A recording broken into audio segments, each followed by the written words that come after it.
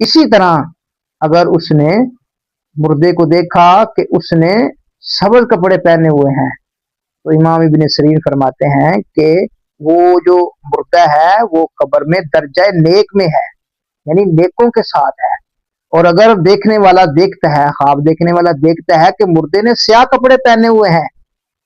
تو یہ پھر اس بات کی دلیل ہے کہ جو مردہ ہے وہ قبر میں کوئی پرسکون نہیں ہے، حال بد میں ہے۔ اور اگر دیکھتا ہے سیاہ کپڑے، چونکہ یہ حال دوزخ کا لباس ہے، اور اگر دیکھتا ہے کہ مردے نے زرد یا نیلے کپڑے پہنے ہوئے ہیں، تو یہ اس بات کی دلیل ہے کہ خواب دیکھنے والے کو کوئی دکھ پہنچے گا، کوئی تکلیف پہنچے گی، کوئی آفت آئے گی، تو بہتر ہے کہ وہ کوئی صدقہ و خیرات کرے۔